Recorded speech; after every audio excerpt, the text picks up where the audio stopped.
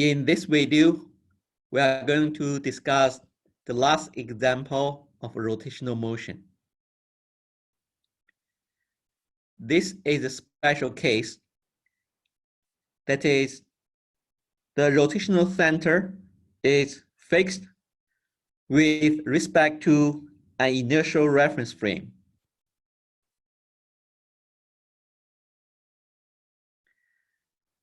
That's the case of pendulum.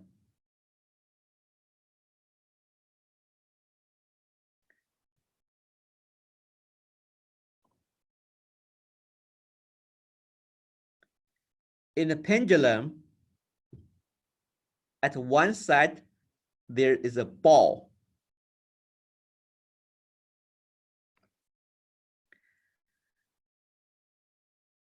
The mass of the ball is m, and g is gravity constant.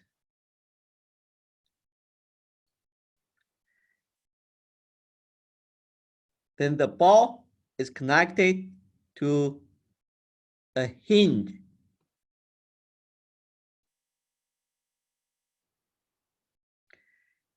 The hinge is fixed.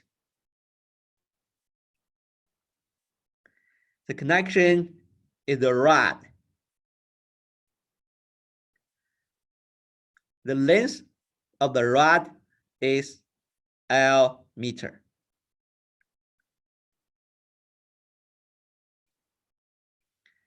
Then we want to write the equation of motion by taking the torque Tc at the input and the angle of the pendulum as output.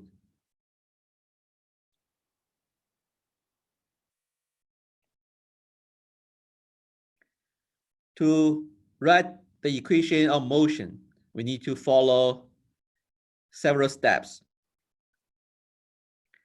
The first step is to assign variables.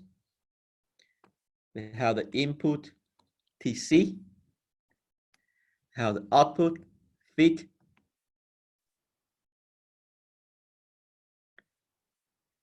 The next step is to draw the free body diagram, like the diagram here, and analyze all the torques applied to the objects.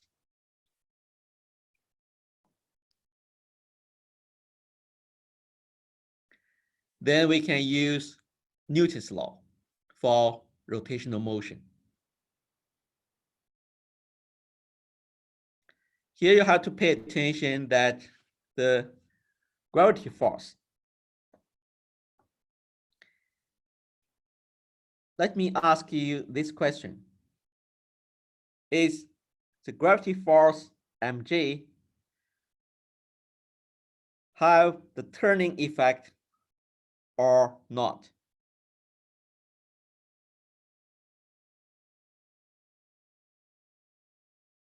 One minute to think about it.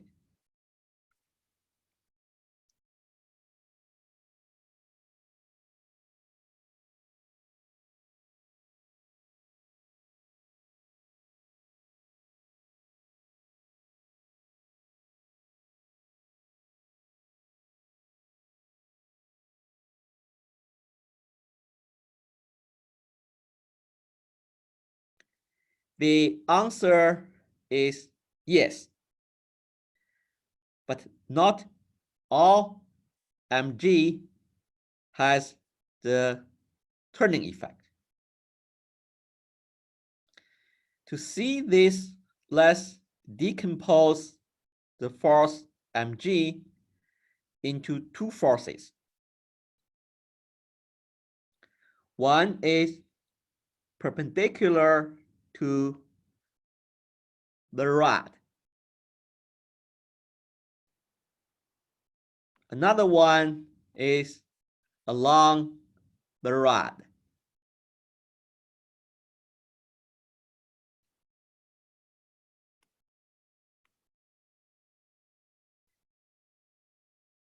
Let me draw it here.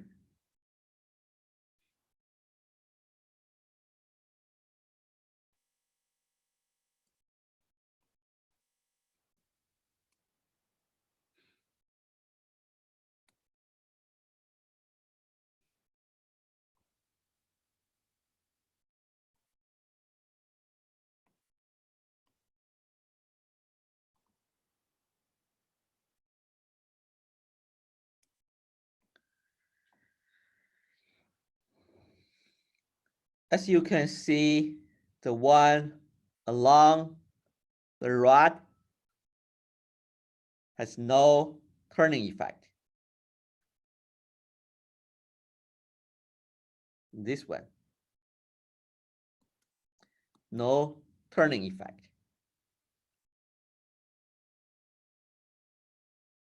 The perpendicular one has the turning effect. That is the green one.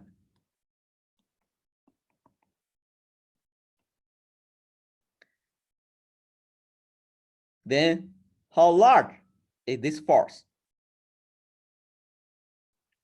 We know these two vertical lines are parallel to each other. Then we know this angle is theta, the same with this angle. So here it is theta. Then this is the triangular shape. Then we know the size, the magnitude of this force is mg sin theta.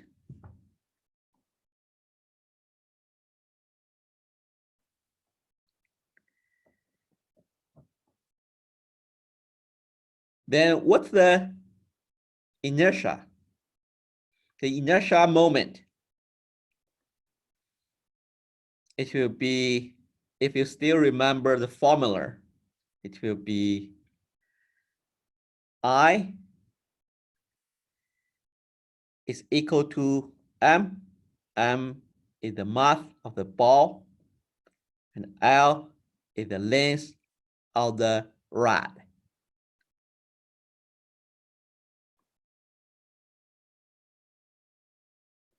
Then we can apply Newton's law. Before we apply Newton's law, we need to define a reference frame. That is a coordinate. So here we define the counterclockwise direction as the reference direction. So therefore we have the torque Tc. So Tc is a step input. Have Tc. Then we have the torque. To calculate the torque, we know it is the force times the distance between where the torque, the force is applied to the rotational center. Then it is in the clockwise direction, so it's minus. How large is the force? It's mg sin theta. Then we times the distance L. Then we have the other side. It's I, inertia, times the angular acceleration, theta, second derivative.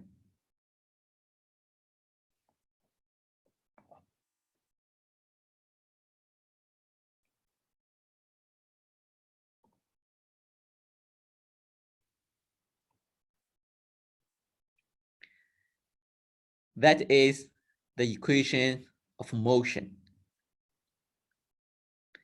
But now pay attention here. We have sin theta.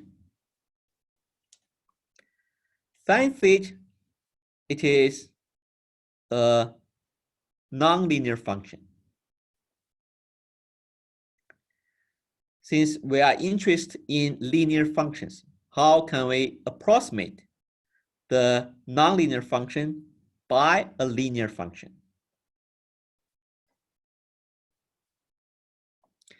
I'm not sure if you have learned this from your physics class.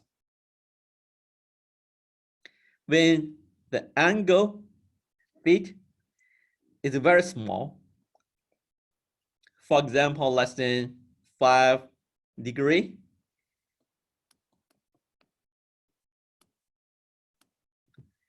then sine theta can be approximated by theta.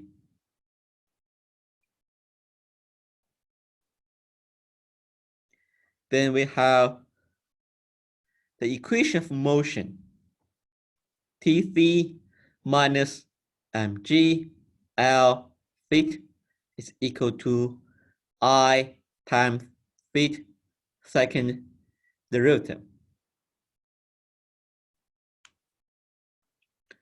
Then you can apply Laplace transform. Before doing that, you can move all the input in one side and output in the other side. Then we have I theta second derivative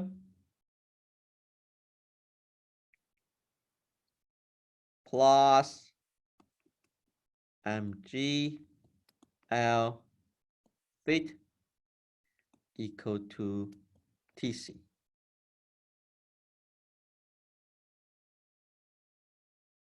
Then we apply Laplace transform. We have I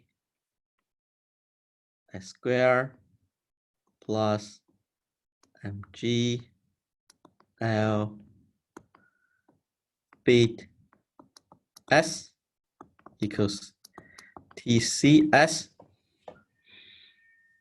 Then we are ready to get the transfer function.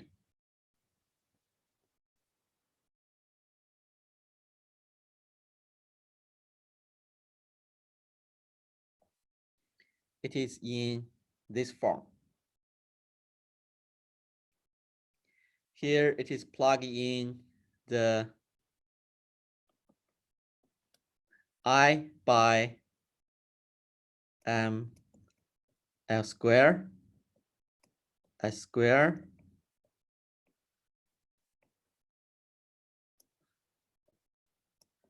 mg L1. Then you can divide both numerator and denominator by L squared to write the transfer function in standard form.